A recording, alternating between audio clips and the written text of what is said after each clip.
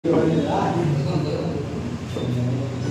हम पढ़ेंगे भाग चार का चार में है नीति निर्देशक तत्व के बारे में। ठीक है, भाग चार क्या है? नीति निर्देशक तत्व के बारे में। आप जानते हैं कि भाग 3 में था मूल अधिकार। मूल अधिकार किसको दिया गया है? तो नागरिक को दिया गया है। नीति निर्देशक तत्व किसको दिया गया है? कि राज्यों को प्रदान किया गया है। किसको दिया गया है? तो राज्यों को प्रदान किया गया है। और किसमें है? तो भाग 4 में है। और भाग 4 में है अनुच्छेद 36 से लेकर के 51 तक क्या प्रावधान है? नीति निर्देशक तत्व के बारे में प्रावधान है। हम देखेंगे कि जो है नीति निर्देशक तत्व जो हम जो लिए हैं ना आयरलैंड के संविधान से लिए हैं। भारत के संविधान में नीति निर्देशक तत्व नहीं था। हम आयरलैंड के संविधान से इसको हम क्या किए हैं? नीति निर्देशक तत्व को लिए हैं। खास करके नीति निर्देशक तत्व का मुख्य उद्देश्य होता है लोक कल्याणकारी राज्य की स्थापना करना। क्या होता है? लोक कल्याणकारी राज्य की स्थापना करना। और इस नीति निर्देशक तत्व को अगर अध्ययन करेंगे अच्छा से, इसको 3 भाग में बांट करके अध्ययन करते हैं। एक होता है आर्थिक सुरक्षा या आर्थिक न्याय, 3839 होता है। दूसरा होता है सामाजिक सुरक्षा और तीसरा होता है समाज कल्याण। इन 3 भागों में बांट करके हम नीति निर्देशक तत्व का अध्ययन करते हैं। और हम क्या बोले हैं? इसका जो अनुच्छेद कहां से कहां तक? 36 से 51 तक है। तो अनुच्छेद 36 कहता है यह राज्य की परिभाषा के बारे में बोलता है। अनुच्छेद 36 क्या बोलता है? राज्य की परिभाषा के बारे में बोलता है। और अनुच्छेद 37 है। तो अनुच्छेद 37 कहता है जो राज्य का नीति निर्देशक तत्व है वो जो है उसको न्यायालय द्वारा हम लागू नहीं करवा सकते हैं। क्या होगा? इसको राज्य का नीति निर्देशक तत्व है, हम उसको क्या न्यायालय द्वारा क्या करेंगे? लागू नहीं करवा सकते हैं। क्योंकि जिस समय देश स्वतंत्र हुआ था हर एक राज्य का अपना अपना आर्थिक संसाधन अलग अलग था। और नीति निर्देशक तत्व में कहा गया जो संपन्न राज्य होगा वो इस अनुसार काम करेगा, जो संपन्न राज्य नहीं होगा वो नहीं भी लागू करेगा। इसलिए सुप्रीम कोर्ट कहता है कि जो अनुच्छेद 37 में कहता है कि उपयुक्त नीति निर्देशक तत्व को न्यायालय द्वारा लागू नहीं करवाया जा सकता है। जैसे जैसे राज्य का संसाधन में पूर्ति होते जाएगा वो वैसे वैसे इस आधार पर कानून बनाते चल जाएगा। ये क्या कहता है? अनुच्छेद 37 कहता है। अनुच्छेद 38 देख लेते हैं। अनुच्छेद 38 कहता है चाहे सामाजिक हो, चाहे आर्थिक हो, चाहे राजनीतिक न्याय हो, प्रत्येक को ये सुनिश्चित करे, प्रत्येक व्यक्ति को ये सुनिश्चित करे। कौन? राज्य करे। ठीक है। और इसी में कहा गया है 38 को 2 भी जोड़ा गया है। 38 को 2 जोड़ा गया है कौन चीज? मतलब असमानता को खत्म करने के लिए 38 को 2 जोड़ा गया है। और समानता को खत्म करने के लिए इसमें जोड़ा गया है।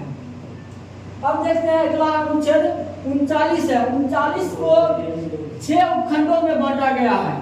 सबसे पहला कहता है 39 के एक आता है चाहे स्त्री हो चाहे पुरुष हो जीविका का समान संसाधन उपलब्ध कराएगा के राज्य कराएगा। चाहे स्त्री हो चाहे पुरुष हो जीविका का समान संसाधन के उपलब्ध कराएगा तो राज्य करवाएगा। और इसी में 42वां संविधान संशोधन में इसी में जोड़ा गया था समान न्याय और तथा निःशुल्क विधिक सहायता जोड़ा गया है। 39 को कायम जोड़ा गया है संशोधन द्वारा, तो 42वां संविधान संशोधन द्वारा जोड़ा गया है।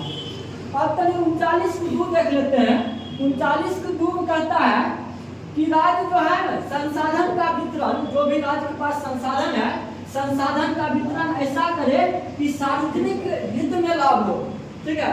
39 को 2 की कहता है राज्य के जितना अपना संसाधन है उसका बंटवारा इस प्रकार करे जो उसका जो लाभ हो सार्वजनिक सभी आदमी को मिल सके।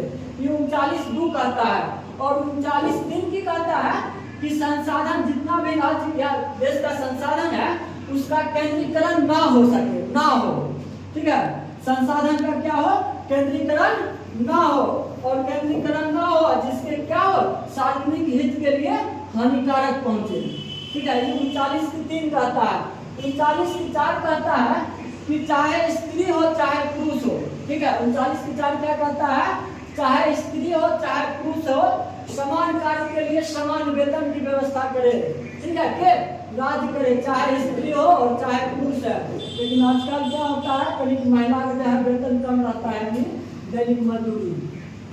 इसके लिए संसद 39(4) को ध्यान में रखते हुए संसद की करता है बिल विधेयक पारित करता है, समान पारिश्रमिक अधिनियम 1976 पारित करता है। कौन अनुच्छेद के अनुसरण करते हुए? 39(4) के अनुसरण करते हुए समान पारिश्रमिक अधिनियम 1976 के पारित करता है, संसद पारित करता है। और यही मामला में एक केस आया था, रणधीर सिंह बनाम भारत संघ केस आया था 1982 में। इसमें कह दिया गया था, डायरेक्ट सुप्रीम कोर्ट का दिया था, समान कार्य के लिए समान वेतन जो है एक मूल अधिकार नहीं है, बल्कि कौन सी है? नीति निर्देशक तत्व है। अब देखिए 39(5) की कहता है, 39(5) कहता है चाहे स्त्री हो या पुरुष हो या सुकुमार बालक हो, उसका दुरुपयोग नहीं हो। जो श्रमिक है, चाहे स्त्री हो, चाहे पुरुष हो, चाहे सुकुमार बालक हो, उसका की हो दुरुपयोग ना हो। ये कौन अनुच्छेद कहता है? 39(5) कहता है, ठीक है। और 39(6) कहता है, 39(6) कहता है शोषण से बालकों एवं युवकों की सुरक्षा, ठीक है। 39(6) की कहता है शोषण से बालकों एवं युवकों की सुरक्षा करता है, ठीक है, का प्रावधान है। ये भी जोड़ा गया है कब? 42वां संविधान संशोधन 1976 में जोड़ा गया है। अब देखिए एक होता है अगला अनुच्छेद है अनुच्छेद 40। अनुच्छेद 40 में कहता है कि ग्राम पंचायत के गठन के बारे में प्रावधान है।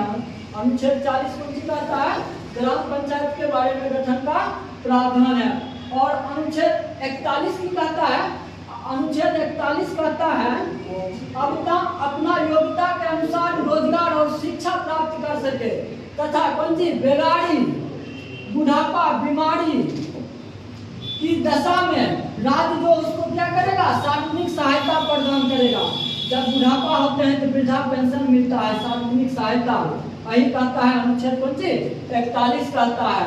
और अनुच्छेद 42 कहता है अपना मन पसंद में काम करने की आजादी है, ठीक है। और इसी में कहा गया है स्त्री जो महिला है उनको प्रसूति सहायता की भी प्रावधान किया गया है। कहीं में अनुच्छेद 42 में किया गया है। अब देखिए अनुच्छेद 43 है। अनुच्छेद 43 कहता है जीवन निर्वाह करने के लिए न्यूनतम मजदूरी तथा कुटीर उद्योग की प्रावधान करता है। कौन? अनुच्छेद 43 करता है।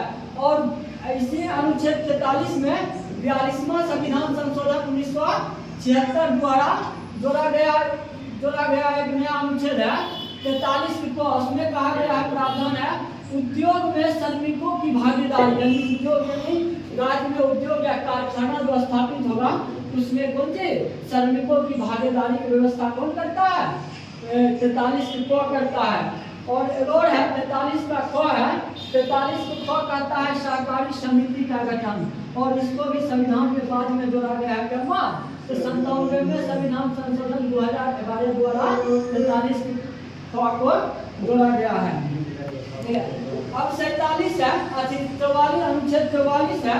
तो अनुच्छेद 44 कहता है प्रत्येक राज्य ऐसा कानून बनाए जो सभी नागरिकों पर समान रूप से लागू हो। इसीलिए अनुच्छेद 44 कहता है समान नागरिक संहिता की बात करता है। कौन? अनुच्छेद 44 कहता है। और अनुच्छेद 45 है।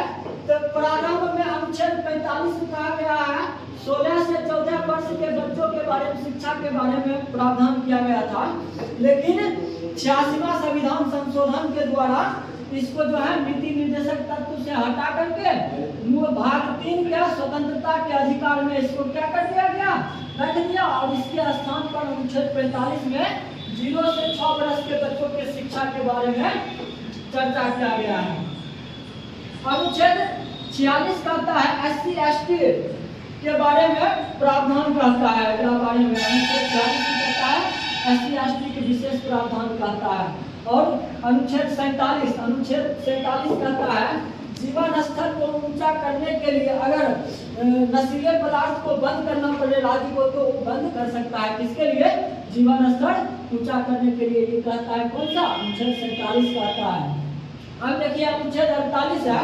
अनुच्छेद 48 कहता है कृषि तथा पशुपालन को उत्तम किस्म का प्रावधान करे। आप जो कृषि करते हैं या धारण के लिए पशुपालन करते हैं, इसका कौन सी होना चाहिए? उत्तम किस्म का प्रबंधन होना चाहिए। और यही 48 को जोड़ा गया है, 42वां संविधान संशोधन 1969 द्वारा जोड़ा गया था, 1976 द्वारा जोड़ा गया था। इसमें कहा गया था पर्यावरण संरक्षण और एवं वन एवं वन्यजीव संरक्षण के बारे में प्रावधान किया गया था। ठीक है, पहले 48 में कहा गया था। अब अगला अनुच्छेद है अनुच्छेद 49। अनुच्छेद 49 कहता है राष्ट्रीय धरोहर है, स्मारक है, चाहे जितना भी पूरा है जो राष्ट्रीय धरोहर के रूप में है, उसका विशेष सुरक्षा प्रदान करेगा राज्य। ठीक है, और अनुच्छेद 50 कहता है न्यायपालिका और जो कार्यपालिका होगा वो अलग अलग होगा। अनुच्छेद 50 भी कहता है न्यायपालिका कार्यपालिका क्यों होगा? अलग अलग होगा। ठीक है, और अनुच्छेद 51 कहता है विदेश नीति के बारे में कहता है। ठीक है, अनुच्छेद 51 भी कहता है विदेश नीति के बारे में कहता है। और इसी नीति निर्देशक तत्व में, ठीक है, कुछ गांधीवादी विचारधारा भी सम्मिलित किया गया है। जैसे 40 है, 40 कौन सी है? ग्राम पंचायत का गठन। 43 है, 43 कौन सी है? कुटुंब उद्योग है। 46 है एसटी के बारे में प्रावधान है।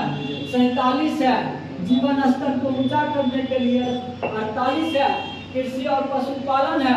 49 है राष्ट्रीय धरोहर की सुरक्षा है। और 50 है न्यायपालिका और कार्यपालिका। इस सबकी कहा जाता है गांधीवादी सिद्धांत के विचारधारा का अनुसरण सब करता है। ठीक है, यह भाग खत्म हुआ नीति निर्देशक तत्व।